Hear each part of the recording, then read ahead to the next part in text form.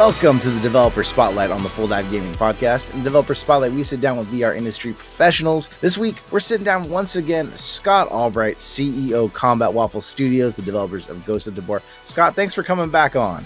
Dude, thanks for having me. It's an honor. Hey, it's an honor to have you here. While we're saying thank you, we got to thank Asterion Products. They're making new gorgeous VR merch. They got sweaters, they got mugs. I accidentally repped my J-Brat sweater tonight, but we'll put some stuff on the screen here. You're going to see what gorgeous stuff you'll get. Hit them up, AsterionProducts.com. Code FULLDIVE gets you $5 off any order. Scott, it's been since last May that you were last on the podcast. Tell us the journey Ghosts of Tabor has been on since last May. It's been a daggone hurricane, man, of a journey. Like, it's been wild. I don't know. I don't feel like we slowed down from our first year of initial development. Like it's been nonstop. We've grown since last May. I think when you and I talked, we had like 8 or 9 employees. We have 34 employees now. Whew. We just bought a new studio in Nokomis, Florida. Everyone's moving here to Florida, working on 2 more titles, third one in the pipe. Still up there, but now you know. Ghost of Tabor is still the baby though. But yeah, Ghost of Tabor just hasn't slowed down, man, and it's not slowing down any time in the future. We have so much more we want to do with it. We've just this last year has been really about bringing some of the main mechanics, the core features, and then the last like 3 to 4 months of this meta process of us coming to the store was all about trying to bug fix and polish. That's all we've done. Some small stuff like bring in like flash grenades, like in the next in a couple weeks when after this launch that we're just having here, we're going to do like a big content drop with a new map, some flash grenades, some new aesthetics. But we really tried to spend that long period of time just polishing and talking to the community with our volunteer testing team and our internal QA team and just fixing. Getting ready. And it's official today. Big day. Yeah. You are out. No longer App Lab. You're on the official MetaQuest store. That's a huge step for any game. Congratulations. Thank you. Yeah, thanks. I appreciate that. The team is deserving of all of the applause. Not me. That's awesome. And other big news, Ghosts of Tabor reached $10 million in revenue before even reaching the official store. Congrats on that. And how does that feel? It's sort of a surreal feeling. I don't really try to pay attention to those kind of things. I like to stay grounded in who I am. I think J-Brat and I have been around each other enough and in very social environments to see that I'm a pretty just normal guy. I come from a pretty normal, humble background. Father worked at Ford Motor Company, assembling cars all day in Louisville, Kentucky. So did my granddad. Like, I'm just a normal cat. I was military, probably law enforcement. Like, so seeing those kind of numbers, I'm like, wow, I can't believe, we did that kind of thing. And it's cool, but it also sucks because all the leeches come out of the woodwork as well. And I've noticed that since that article released, even like family have came out of the woodwork that I don't speak to. So it's wild. It's really wild. I'm glad that we were able to take a game that was on flat screen and transition it over to VR in a proper manner, and people love it. Like, if I die today, I think every person's wish in life, there used to be an old saying, every person wants to leave some type of legacy behind. And I think besides my children, which are my legacy, don't get me wrong, because what I instill in them make them become amazing people. Like, I tell my team, I was like, if this all ends tomorrow, because it could, this whole thing could be over tomorrow. The game could flop, VR gaming could die, there could be a world war. We don't know what's going to happen. I tell everybody on my team, remember that you've made something that has touched, with official numbers that we can give you, because it's somewhat official, 500,000 plus users' lives and brought them joy. And if that's not a legacy, like if you can't go to sleep at night and hang your hat up on that, you're not living your life the right way. So if I die tomorrow, like that money means nothing. I know on my deathbed, at least 500,000 people in 20 years will be saying, man, do you remember Ghost of Tabor? And not just that, your team, where they've grown, what all the success they've seen and everything. Exactly. They're set for the rest of their lives. And I applaud them because they deserve every bit of it. It's incredible. And it's, a lot of devs out there are dreaming of doing what you're doing, making it to the store. But from the CEO's perspective, a developer's perspective, what do you think is going to be different being on the Meta Store versus App Lab? How does that change things for you? So I want to say visibility. And even though I'm saying like, hey, we had 500K users and 10 million plus in revenue, getting visibility was still hard as shit.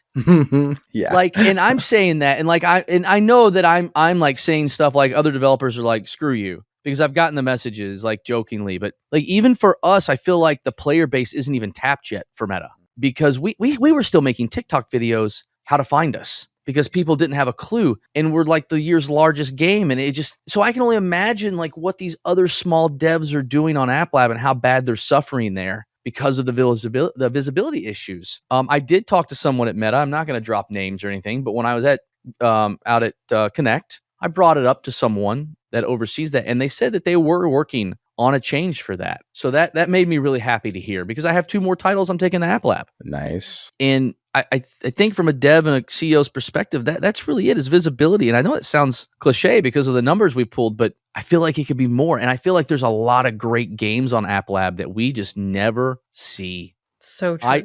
I've had so many devs reach out to me from just being at Connect, and then where we were just at where we at just in Vegas, Jay Brat, like and then ask me to play their game and give them feedback. And I'm like, dude, I've never heard of your game, and it's badass. Like, how can I help you? It was like Spoonfed, one of my developers. He came on. He'd been working on a game for 6 years. Grim. It's Rust in VR. I'm like, dude, I'll pay you to work on GOT, but then I'm going to fully fund your project and all of your staff. And we'll use the power of the name that we've luckily built to where you can be seen and you don't get lost in that shuffle. And there's a lot of great publishers out there that can do that. But for these guys that are out there like on App Lab and they need that support and that help, but also remember, these publishers, they don't need a Gorilla Tag clone or another 5v5 comp shooter. They need you to bring something unique and fresh. For sure. We came across this little game called Pop Quest Adventure. Yeah.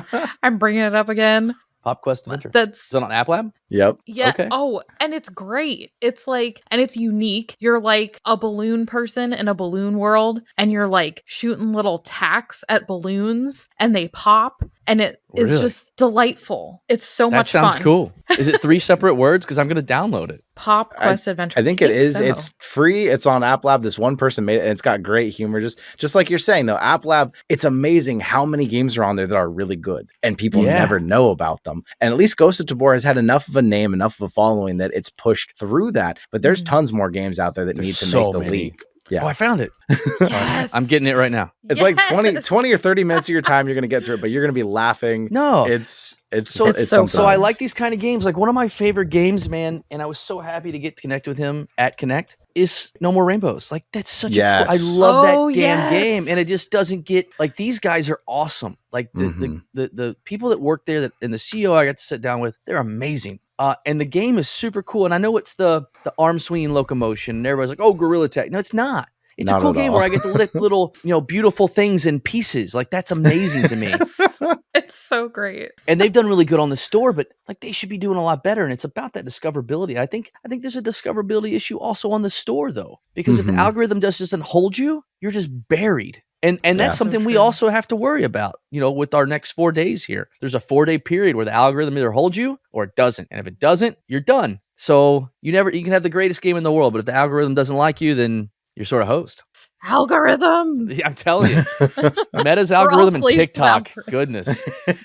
Algorithms rule all our lives at this point. You're telling me. So true. Well, you mentioned a little teaser about new games coming out. Can you tell us anything about those? Because I am very curious. Are there going to be sequels? Is it totally separate? So they're all set in the universe of Ghost of Tabor. So we have a protagonist group company, sort of like Umbrella does in all the Resident Evils. Ours is the Advantage Corporation that you can see like at the lab and stuff like that. Advantage will make an appearance in Grim, which is Rust, but it's actually set on Mars. Oh, And it's more of that Rust graphic style. And Spoonfed Interactive, he's my employee that was working on that we went and partnered with and just hired everyone. And we have that game coming to life this year. It'll be on App Lab this year. And then the other one, which is one of our junior devs, who just super, super impressive guy. He did all the guns and the armor system and the grenades. Like, he has no college, no schooling on it at all. He's just like one of those guys, right? He gets it. Nice. He was just on the Rough Talk podcast at the beginning of February. Nice. So he or the Tabor Radio podcast. I'm sorry. He was on the Tabor Radio podcast at the beginning of February. He's going to be over Silent North. And both of these had trailers teased on the Upload Winter Showcase. But that is more of like a Walking Dead artistic style game. And it's basically DayZ in VR. So take the things that you love about The Walking Dead, Saints and Sinners, add some multiplayer, add some survival elements, in a persistent server where you're never offline. You can only sign out when you find a place to sleep that's safe. And if it's not safe, you get killed. And when you come back, all your stuff is gone. So that's more of like my artistically game that I think it'll be bigger than Tabor personally. Wow. Seeing what I've seen, I think it'll dwarf Tabor big time. It's a lot more friendly, right? Like Tabor is very hardcore. It There's is a lot of mechanics, a lot of things you have to learn. This is not so much. This is a little easier. It'll plus the art style is a little bit more attractive to a lot of people in VR. It's a very loved art style. So I think it's gonna be really good. I'm super excited about both of those, but Silent North I'm very, very pumped for. nice. I'm excited. It sounds like it's an exciting year. But speaking of last year, you got VR Game of the Year. Dude, I got the trophy in the other room. Nice. That's awesome. That's huge. We were talking about that last podcast, and I remember we were talking about what games you think are going to get it. And I don't think it wasn't even on your radar that it might happen. No, how did it feel? I wish I could have been there. I was here, and it was really cool. I got to be live with the community in Discord instead. I was having my son. He was due. He was born 4 days before the award show. Yep. Right. So I came to the office for a couple hours just to hang out and watch the award show. And I can just remember Alex, who I love. I think everyone here loves Alex. I can still hear it in my head when he says, and the winner is Ghosts of Tabor by Combat Waffle Studios. The winner of VR Game of the Year, Ghosts of Tabor by Combat Waffle Studios.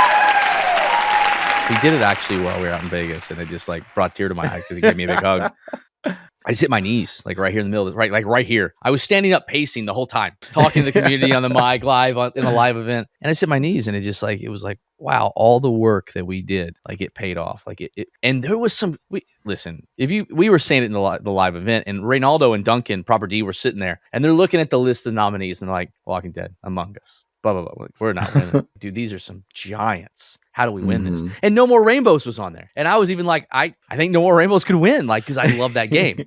So yeah, it was surreal. It's still not real. Every day when I walk in the office, our current office, it's on a pedestal all lit up, VR Game of the Year, AXR. Like, it's just a surreal feeling. And we owe all of that to our community because those guys showed up. Even in the chat on the YouTube, they showed up. So it was great. It was great. Killer year. Oh yeah, for sure.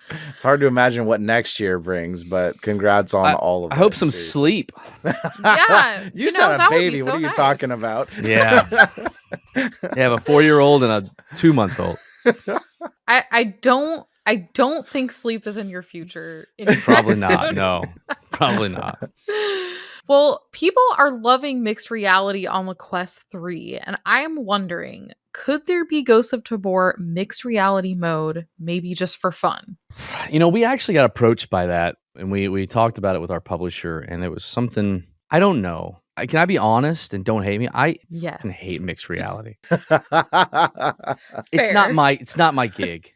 Right? Like, I want to be fully immersed. I want to get away from the world that I'm in. I don't want to bring it into the world that I'm already trying to escape by playing games. And that's what games have always been for me. Even Flat Screen has been an escape. I think there are amazing mixed reality games out there that I have played. And I think the first one was the First Encounters. Like, I had fun shooting those little bee fuzzballs. Like, that was a blast. But I don't know if we'll ever be able to do GOT in mixed reality. Maybe like a short little like thing where you have like a gun wall that appears and you get to hang up guns on your wall. But I with the climate in America and the way that it is, I would just hate for you to be shooting people in the middle of your house.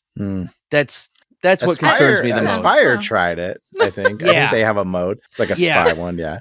Yeah, I just hate with our realism of you actually working in AK, standing in your living room, and your mom's making lunch over there, and you're 16, and then you're shooting, Phoenix next to her while she's got her back turned. I just feel like it would be a bad idea. I don't know. That's just not something I want to do. Like, these are the things you have to think about. I don't think about these as a gamer. This isn't even in my head, but you have to think about these things developing because it's a very real fear. You don't want to be causing issues. Yeah, so. I don't want to go through like the 90s and early 2000s again where they blame video games and movies for all the bad things in America, and it'd be like, why he was playing Ghost of Tabor the morning before he did what he did, and it's just like, not all press is good press, as they say. Yeah, not anymore for sure. No. Well, we touched on it earlier. You've had a hell of a year. It looks like it's going to keep rolling. Last year, we were celebrating in Orlando. We were celebrating the first launch. Dude. What's going to happen, man? Do we have to have another party? Is it time to be celebrating again? I think we're actually going to try. So we're putting together with Beyond Frames right now. It's going to happen in the UK. Your name's on the list. I can already tell you. but we're actually going to do like a GOT live experience. Oh, where you're gonna so we're working on like some type of live. Obviously, you'd have real firearms that did not shoot real rounds, but we're playing with the idea of flying like a bunch of creators over, housing them for a couple days, and just having like an experience somewhere in Europe. I even have the idea, and Maeva loves it. The head publisher, maybe we do something in the Czech Republic for Makamies, because that's where Makamies, the map is based off, is Prague. So we do some kind of like gaming event there with like all the creators, like who's the best Tabor creator player, like a competition. But we already have a space booked back in Orlando for August. Okay. With Impact Reality XR for a type of event. For an event. Shout out to Impact. Yeah, shout out. They're great. Love all of those guys. Except for Todd when he drinks. You love him even more then. I love, yeah, he loves he loves you more. Yeah. So we do have an event planned in Orlando again for sure. Awesome. But I would like to see this come to fruition. Like we want to hit a bunch of trade shows this year, conventions, Gamescom. Actually have a large booth. We've been planning, setting up with Beyond Frames and an agency that they work with that we're building out right now. And there's just a lot that's going to happen this year. And I want to have like a cool, like, all right, let me introduce you to some pipe hitters, like I call them, that I served with when I was in. And let's put you through this stressful experience of a real life battle of what I'm trying to get you. So when I made GOT and I said it at our launch party and Pairs asked me a question, Controlled Pairs. When we sat down with GOT, I sat down and I made GOT with a specific mind in creating a training simulator in the future for our men and women of the service, to where they can learn how to operate weapons in foreign battlefields without actually getting hurt. And so they can prepare for that. So when I made Tabor, we wanted to make sure that we instilled that adrenaline rush in every aspect of the game we could. And I think we accomplished it. Everything that I felt and that Pairs felt, I wanted all of you all to feel, but in a safer environment. But now I want to take you to an actual like warehouse where you're a Ghost or a Vulcan, you're fighting Phoenix and everything. And that's what I want. I want you to sweat a little bit more in real life now. So I love it. All about that experience, the adrenaline, everything. The fear makes the experiences so real, so visceral. Yeah. And that you have to like keep everything in mind, like eating food and drinking water. Like it's not just like, oh, you're not getting shot or whatever. Like you have your stomach growling. That happened to me and I was like, oh, like it feels like you're actually hearing your own stomach. It's so good. Yeah, they did like, a good job. Get that? Is it just like a generic stomach growling sound? I thought it was very realistic. No, so we even our guns are all real recorded in live sounds with spatial mics, 13 of them at different distances for our firearms. So everything is recorded, and it was a long and expensive process that way. But we have recordings of an actual stomach gurgling and growling. That's why it's so good. That's why I was like, am I really hungry? And I'm like, oh. Yeah, and even the drinking and the eating, that's all like mics that are all throated, your throat mics up, and you can hear all of that. It's been a really cool process. I feel like we did something that hasn't been done in VR yet. And it's stuff like that when I'm telling the devs and like, hey, this is my vision, they're like, why would we do that? That no one wants to hear that. They're going to get so annoyed. I'm like, trust me. And then they hear it after they program it. They're like, oh man, this is cool. Yeah. So yeah. So good. It worked out. And speaking of, I mean, you fill this huge gap in VR with this game. Do you see other gaps in the current gaming space that could be filled by your devs or other devs? Yeah, I think a big one that's about to be filled is Contractor Showdown. I think they're about to fill a huge gap in the Battle Royale scene. I think that's a cool idea what they're doing.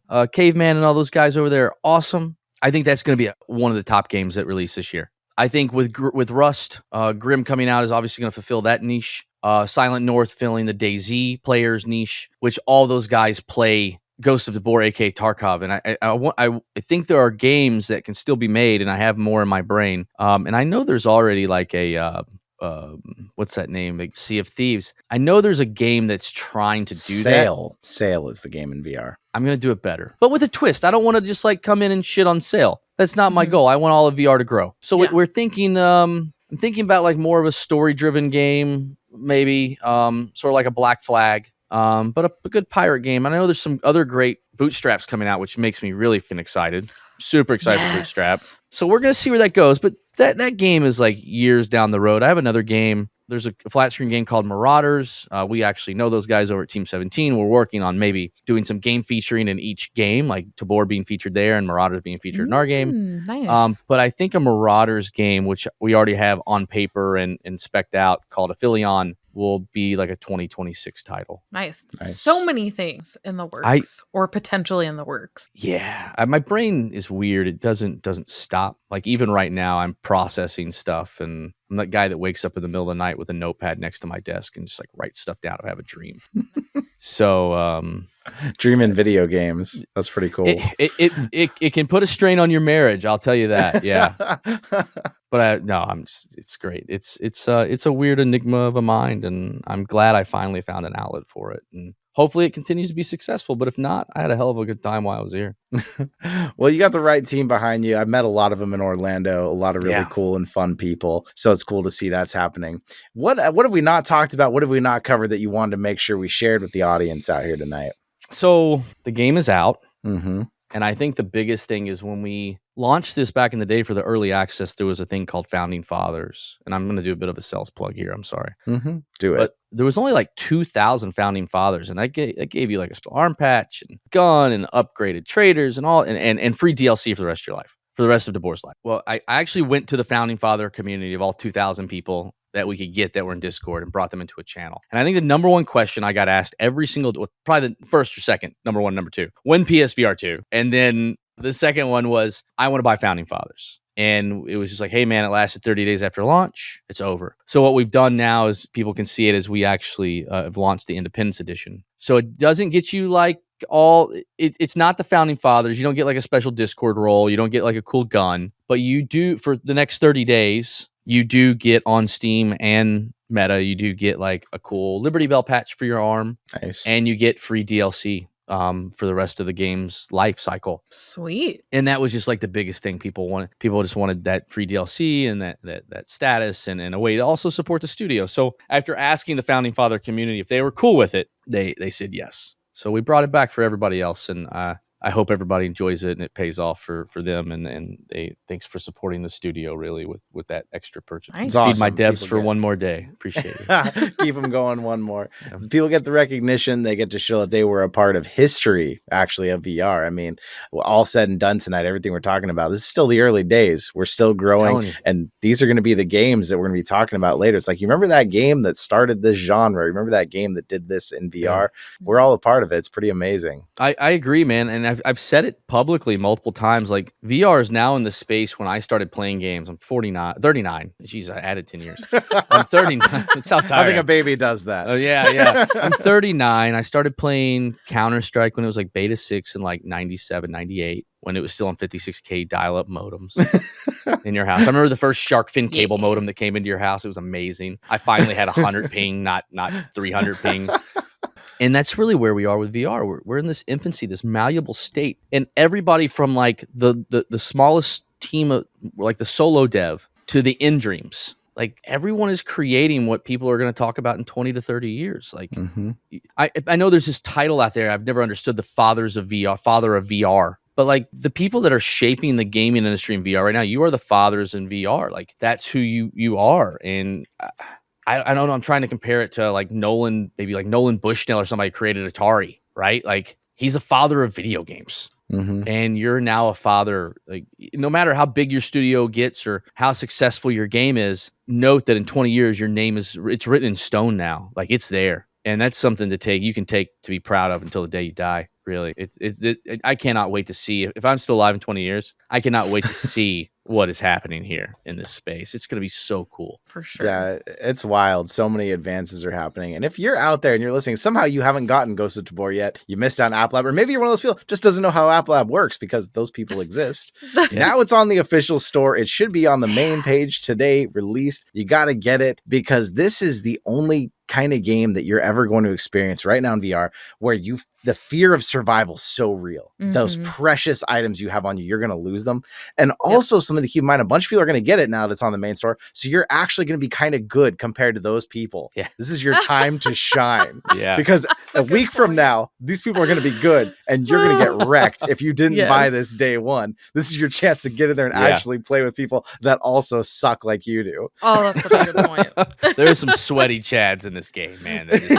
So I said my quote is Tabor is life, and there are people that live by that. It's that game. Oh, I got to come back and water my plants. I got to come back and fill up my generators. My plants can live. Like I gotta farm GPU. My GPU mine needs gas so it can get money. Like I didn't realize what we made when we made, and I'm happy that we did. But man, I got people coming to my house, like all kinds of stuff. Like this community's like scary wild. people come into your house. There's people like stopping, like leaving like cookies and stuff like on the hood of Okay. my car with like Sweet. sticky notes. That's Like awesome. yeah, but it's Still like creepy. two or 3 in the morning while we're sleeping. I've got so I just got a new But dog, cookies. Sia.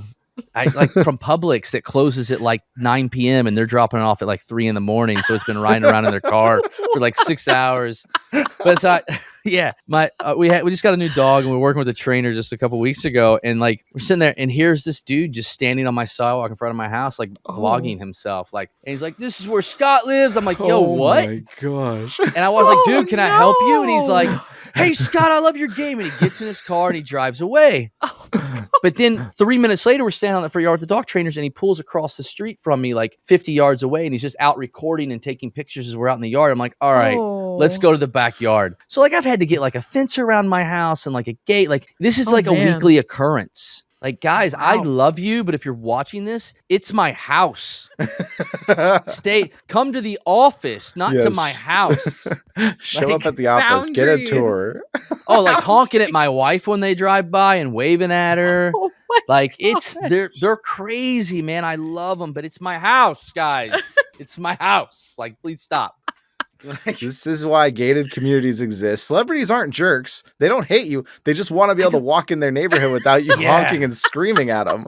Like I just don't want to be that. I don't want to be a celebrity. That's not what I want from life. Like I just want to be me and live in my house. I got a great house. I love it. I bought it. This is the house I want to retire in and die in. Like, please don't make me move. Like I like my house. But like, yeah, I mean, we get like death threats and all this crazy stuff. Like, it's like a flat screen thing, man. I don't understand it. You saw William I had with me in Vegas. Like, that was because the day I landed, people were like, "See you, I see you," sending messages to when I'm walking around CS. Like, and one of the people were ones that send like death threats all the time. I was like, dude, I'm so glad I got this guy with me to keep an eye so I can actually have fun. Like, it's people wild. just that's intense. yeah, people get nuts. Dumbest thing I've ever experienced in my life. I felt safer in Afghanistan. that is a scary comparison, but yeah, you get to a certain point and there's a turning point where all of a sudden your success and stuff, like as you've been saying, it can turn on you a little bit. Yeah, you know, it gets harder to know who you can trust. You get weird people approaching you. So I'm sorry to hear that you're getting that side, but it was well earned, I guess. You know, you did all these things. Thanks. Yeah. I mean, I'm glad that we did things right. It worked out, but we just have to learn boundaries. Yes. Boundaries. We'll get there. This is the start. We'll get We're there. starting the conversation. So to all of you out there who have no boundaries, come join our Discord. Come talk to us. We're not going to give you Scott's address, though. We're not going to give you any of that. But come hang out. We're here for you, whether we're talking here on YouTube and you're watching us, whether you're listening to us on the go. We're here for you. Scott, once again, it's always an absolute pleasure whenever we get to hang out. And GDC, am I going to see you there? No, you're not. Actually, I'll have 2 people there. Patty, who you actually met, the guy that surprisingly talked about murder and death were his favorite things on the stage in Orlando, the developer. He'll be there. And then Zav, who's one of our other more senior devs. We flew both of them out to GDC so they could sit down and get some talks and just have like a weekend off because you guys work really hard. So we're treating them to that. But yeah, nice. I don't think I'm going. I was told. I just actually on my way to the office to do this, I messaged my publisher because she told me there was some kind of like meta after thing that is happening. I'm like, do I have to fly to San Francisco for this? Like, tell me that I don't need to be but there. You're probably gonna end up. I feel like I'm gonna see you there. Just remember we had this conversation. Yeah, I will. We'll play I'm it gonna back. curse you because I'm gonna say it was your fault. You put the energy out there into the universe, J Brat, and you caused me to be here. Yeah. I need you are my William between me and Todd. That's what you are. Oh man, I don't know, but they told me, like, what was it? I think it was Jasmine was like, hey, do you want to go on Full Dive, J Brat's podcast? I was like, J Brat's my party buddy. Let's go. Like, we are one and the same. Absolutely, please. Don't get Nacy mad at me again. We're naming a lot of people on this pie. This is gonna get us in some trouble. This episode. I love Nacy. She's awesome. I know she's great. I'm gonna cut it here before we go too far any other direction. Remember, Ghosts of Tabor. It's out today. And if this is your one chance to be good at the game, if you haven't played it yet, this is your only chance. Do it. So you got to get it today. But thank you for coming out, hanging out with us again. And remember, if you haven't gotten into VR yet, it's finally time. Dive on in.